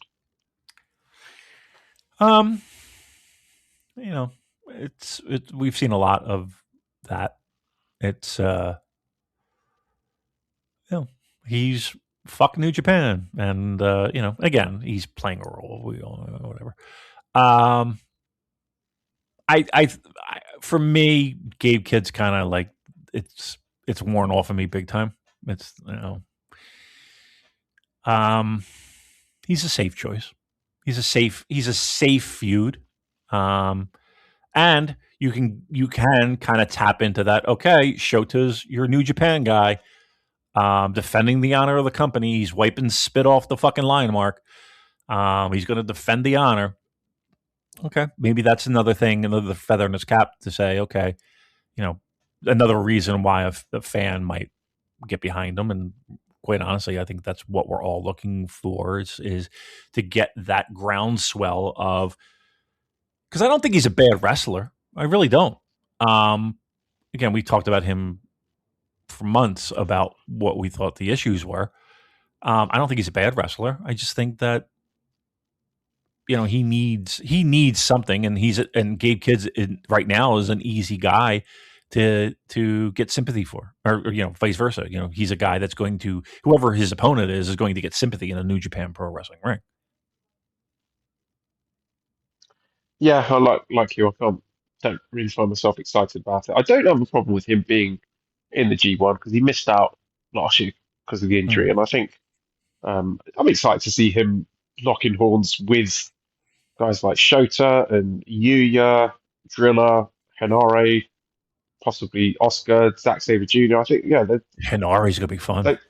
They should all be really good matches. I think so. Given their history, right? That's gonna be fun. Seriously, that's gonna be a fun fucking match.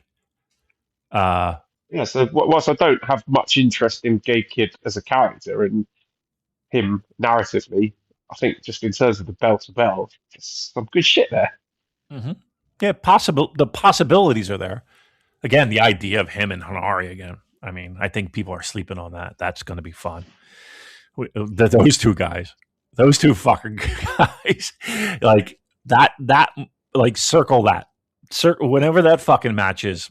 Make sure you're waking up. Set your alarms, because that should be really fun.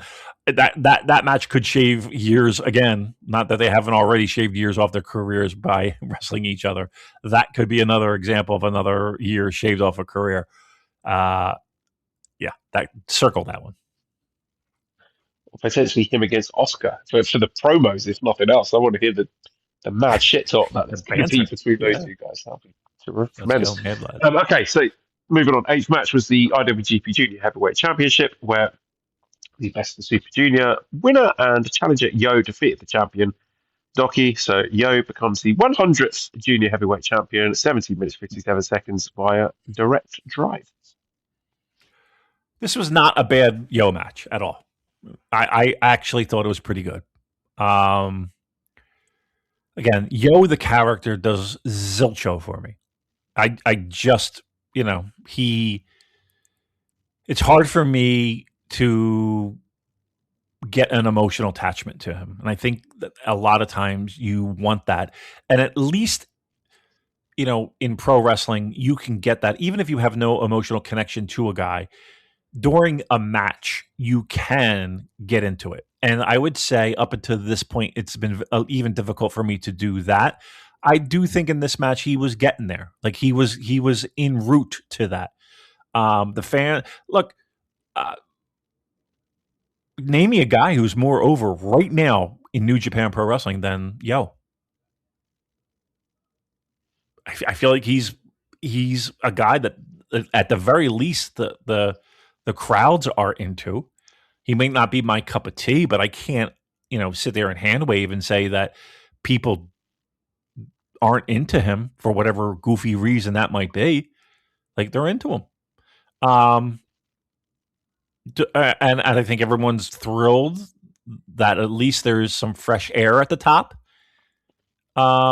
He's not a bad wrestler. It's just, again, I don't necessarily think that he's for me.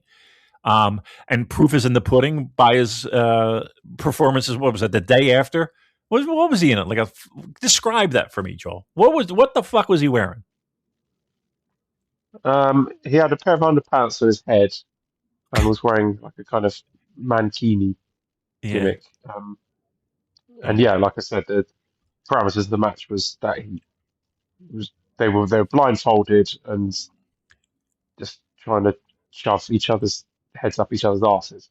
Yeah. Can I just say this? And I get finger wags for saying he's Fujoshi Bates. Right. Look, can we let's just lay it on the line here.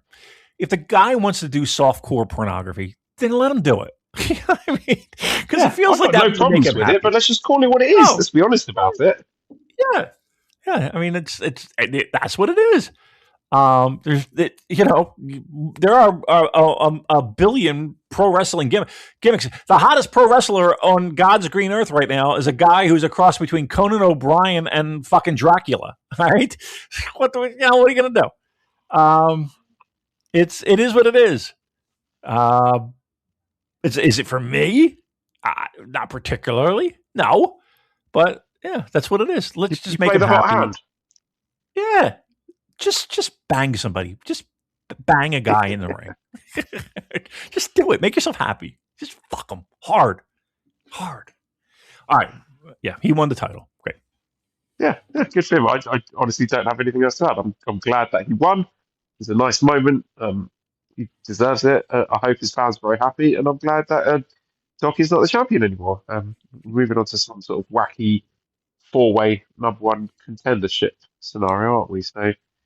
Yeah, I'm interested to see this title being taken in a different direction. I mean, I think I was justified in what I said last week about the crutch of his Super Junior final in copying other people's moves being unsustainable, and you can't do that in every match. And I think, whilst he was still had his fans in this crowd, it was noticeably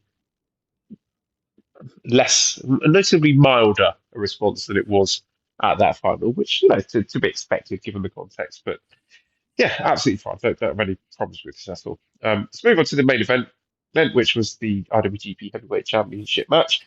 Yota Tsuji defeating the champion Callum Newman, 24 minutes, 30 seconds via. Well, it says Gene Blast. It wasn't a Gene Blast. It was a different move, wasn't it? It was a Fire Blast. What did you think of Yota Tsuji's new entrance music? Because I heard a lot of people saying they really liked it.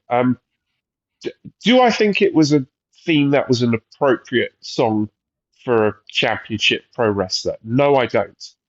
Do I think it was a good song? No, I don't. I disliked it on all levels. David, what did you think of the music? It didn't bother me. I wasn't I just noticed that it was different. I mean, I'll sit here and be honest 100%. I couldn't hum it right now if you paid me $1 million. That being said, it wasn't like, what the, it wasn't like I was throwing my remote at the TV. It was different. And maybe it'll grow on me even more. You obviously fucking thumbs downed it. What was it that fucking got you going? Well, it was just like a pop song. It didn't seem fitting for a prize fighter in a wrestling match. Maybe he likes to tap his toes before he goes to the ring, Joe. Like a little toe tapping. Huh? Come on. Yeah, it was a little bit out there, but okay. I mean, is that official that that's his new entrance, or is that just a one-off thing? I don't know. We'll see. All right, maybe I'll listen a little bit more intently next time, or maybe I'll go back and watch just that. Just because I honestly, it didn't phase me one way or the other. It really didn't. I thought the match was really good. It was, I think I enjoyed it slightly less than the Sakura Genesis one, and I appreciated that there was a kind of energy to it, not dissimilar to Kenny versus Naito matches, in that they were going out there just trying to kill themselves and kill each other. They would do some really crazy death bumps. So I appreciated that. Like they were really going all out to try and make it a spectacle. But I've heard that Callum Newman separated his shoulder, dislocated his shoulder when he took that. Was it like a belly to belly suplex on the turnbuckle, and then he had a really nasty landing, and then there was a lot of talking between him and Red Shoes, and after that they seemed to accelerate straight to the finish. So I wonder if they had plans to go a bit longer and do more stuff, and just it was a quick check-in. Are you okay to finish the match? Yeah, I'll power through it, and they just went straight to the finish and got out of there, and perhaps that hurt the match as a result. It felt like it ended quite abruptly, and I put that down to the injury. Yeah, it felt like there was an audible. I could be wrong, but it did. That finish did kind of just happen, and I don't know if I was sitting there waiting for the traditional big build finish that New Japan is pretty infamous for. You knew he was hurt. So yeah, it maybe this was just a bit of an audible, and they just went to the finish to do the finish. Yeah, you're right. I listen. I got to give them credit in the sense that it felt like they tried to do new things. It felt like they tried to do some creative stuff. It was good. I will say this though, and I understand why we're back to Tsuji. And let's be honest here, it felt like we never really left Tsuji. We were always there, and we just helped elevate Callum Newman. And again, who knows where Callum's going injury-wise and angles-wise with United Kingdom and all that stuff. Do you have any concern at all with Yota Tsuji in ring?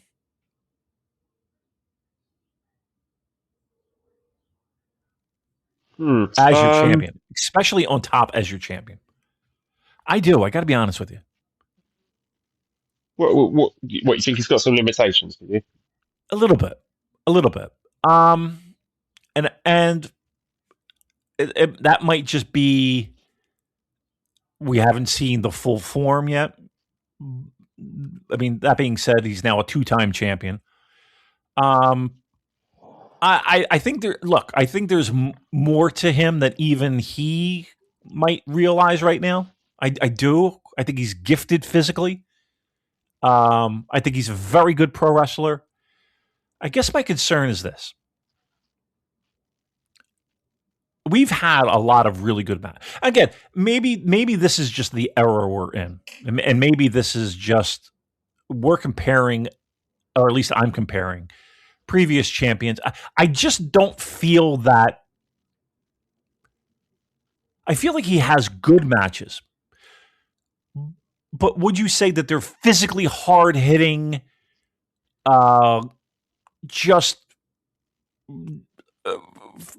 again, physical battle pro wrestling matches that we've seen in the past?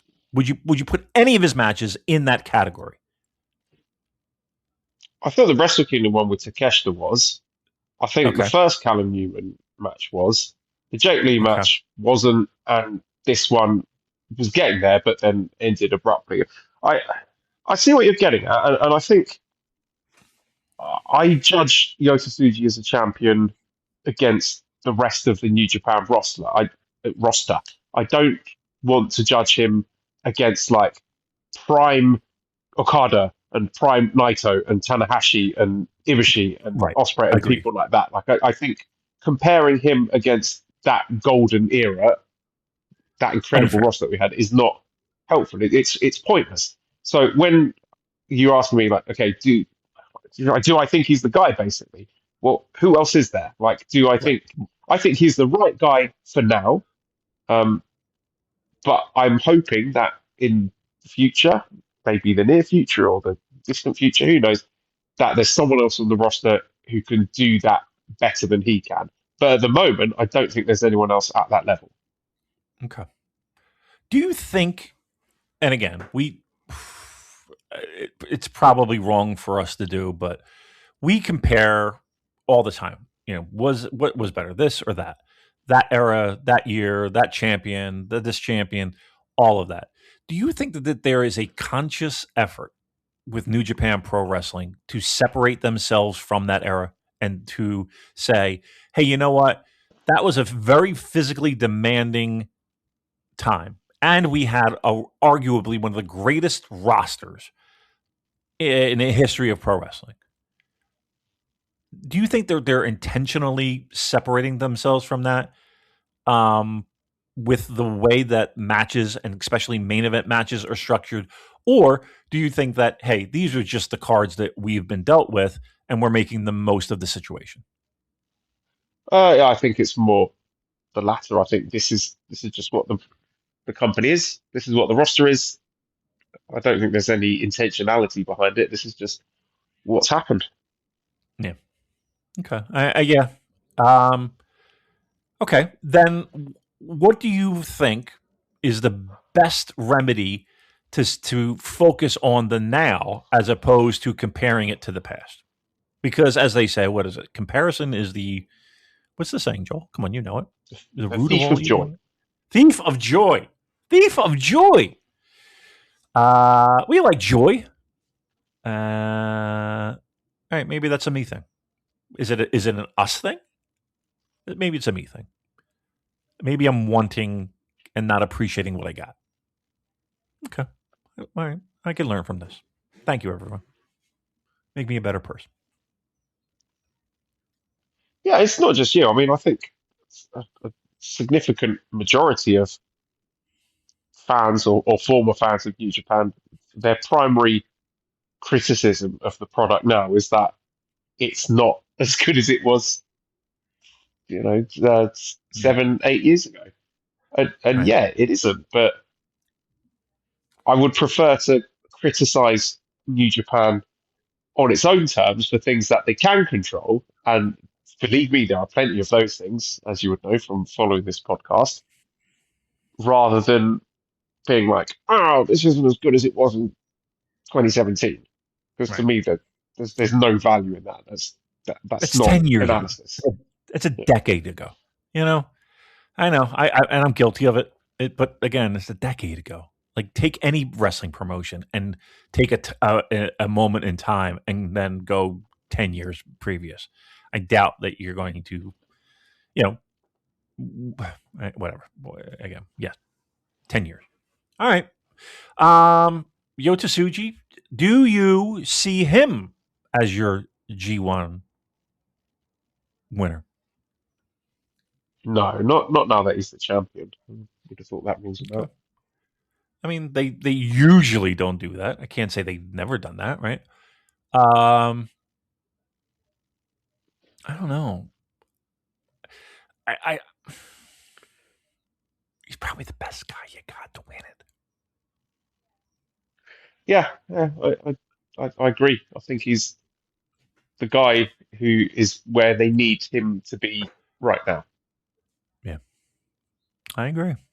All right. Fingers crossed. We're back with Yota Tsuji. So, and again, I kind of feel like we never really left, but I know there are a lot of people happy with that. The idea of Callum losing, they hated Callum as a champion. They never wanted it. I think that was unfair, but yeah, I mean, my only complaint with that is that it was just absolute classic Gedo booking of the heel wrestler winning New Japan Cup, winning the belt, having a cup of coffee with it, and then losing it straight back. It was just, and it's not that I think Callum necessarily should have continued as champion into G1, but it's just like this trope again. Right. I mean, listen, when we previewed this show, we were all like, yeah, he's winning. I don't even think there was much discussion. It was just like, yeah, I think he's winning. Yeah. Again, I know that there was a title change, but there was a moment where you felt this United Kingdom thing coming together. Empire. And Empire. Did I say Kingdom? United Empire. Yeah, the United Kingdom, Joel. You ever hear it? It's cool. Yeah, you know what I'm trying to say because I can't get it out of my dumb fucking mush mouth. All right, very good. Daryl says, how well do you feel the company's directed the ship since Wrestle Kingdom? How could they have capitalized better coming out of January 4th? What were their greatest successes? Well, I think Callum was a success. I really do. Taking a guy who you couldn't find on the milk carton and then making him a legitimate threat, giving him the New Japan Cup and then the cup of coffee with the title that they do, but they still made a guy that I think who did a remarkable job making himself and a faction that felt dead in the fucking water, and making it seem exciting to a certain degree, and a legitimate shot, threat for a world title. I think that was a plus. I will also go so far as to say this. I think I think Knockout Brothers have been tremendous. I think the tag team scene with those pocket of teams has actually been really fun. I've enjoyed that tremendously. I think I'd begrudgingly say Yo has been a success. As much as I don't care for him, I think it's been very well executed. Absolutely, I would agree with that. Yes, 100%. Where have they fumbled? Well, in the same breath of making a star out of Callum Newman, again, I felt like Tsuji did kind of lose a little steam in the March, April, May months. Maybe Jake Lee wasn't the best opponent for him. You think? Off of a very hot Wrestle Kingdom. Yep. You think? And Aaron Wolf, I get it. I understand the criticisms people have about dumping him with House of Torture.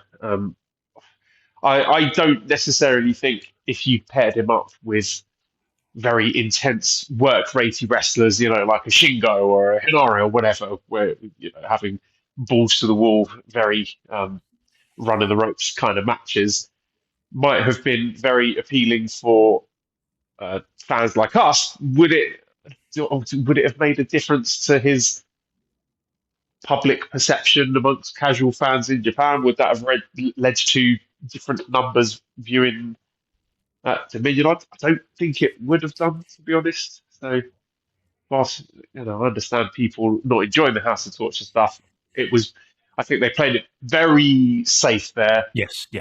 Whilst it's not to everyone's taste, and they might have done something a bit more bold, I can't really fault it that much. I know other people will absolutely crucify them for that, and I get it. But personally, I think that's okay. I'm with you to a certain degree, Joel, because I truly believe that coming out of Wrestle Kingdom, he beats Fale. Ren Narita should not be a threat, right? And in the grand scheme of things, he proves not to be, right? It's more of a House of Torture collective that was the issue, Aaron Wolf trying to ward off. In the same breath, I think we could accomplish a lot more. Like, we didn't have to have him in a, quote, feud. We could have him as a guy who came off of Wrestle Kingdom, beat Big Donnie Fale. Could he have had a program with, I don't know. And again, I'm just going to throw out a name. Yuji Nagata? Could he have had a program with Bolton Oleg? Would we be comfortable with that? Or are we saving that? I'm not a big fan of saving, Joel. Anything can happen. Injuries, fucking whatever. I quit wrestling, whatever. Like, don't save shit. You could do it now. I think there would be more value in that. Like, for these 6 months, Joel, what do you think Aaron Wolf has learned to help improve his pro wrestling in these 6 months? How to emote getting choked? I think we're looking at it the wrong way. I don't think it's looking strictly at the singles matches he's had with House of Torture as the learning opportunities. I think it's all of the matches he's been having on the Road 2 shows and the undercard multi-man tag matches and the behind-the-scenes stuff where the learning has been taking place. I think focusing on the showcase matches is sort of missing the point of it. But even those Road 2 shows, do you really think he's under a fucking learning tree in those? There could be all kinds of little things that I don't notice as a ignorant non-wrestler that he is being picked up on and learning on a day-to-day basis. I don't know. I don't know what I'm talking about. I'm not a wrestler, so Right. I hear you. I think that's an important part of a wrestler's development. Okay.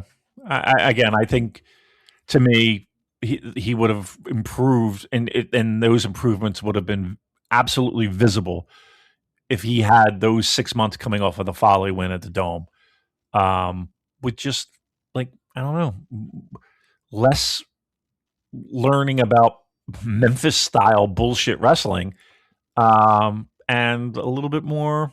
Okay, here's how you work a match in front of 500 people and get them emotionally involved.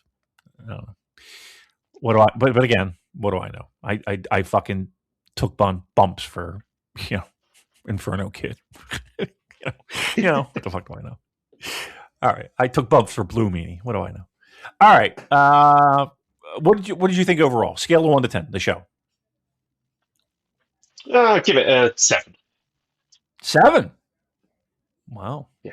I was going to go low. I was going to give it a 6. I'll do 6. 6 it is for me. All right. You want to get into a little bit of G1, or are we done? We kind of covered a lot of G1, but right? Yeah, we're done. All right. Very good. I'm done. Pull the plug. Do what you want. I'll kill you.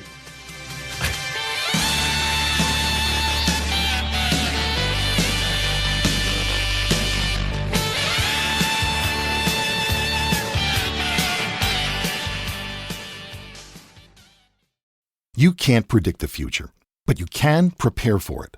Arizona State University is building degrees for what's ahead. Programs designed around emerging fields, taught by faculty whose research is shaping our future, not just teaching about it. It's why we've been ranked #1 in innovation for more than a decade. Your future is worth preparing for, and you don't have to prepare alone. Future-proof your career. Explore more than 350 programs at asuonline.asu.edu. That's a degree better. Hey everybody, my name is Jesse Collins, and I am the host of the Gentleman's Wrestling Podcast, a show right here on the Voices of Wrestling Podcasting Network. On the Gentleman's Wrestling Podcast, we take a deep look at individual issues and stories that are going on in the wrestling world. Each episode is about a different topic, and we take a thorough and educated look at things ranging from current booking trends to breakdowns on individual performers and angles to investigations into different fan cultures across the industry. In addition, we keep a close eye on the wrestling media, and as a professional journalist, I bring a unique perspective to how current issues in wrestling are being covered and discussed through the wrestling media. We have a revolving series of guests from across wrestling punditry joining us on each episode, and we hope that you make the choice to give us a listen on wherever you get your podcast from.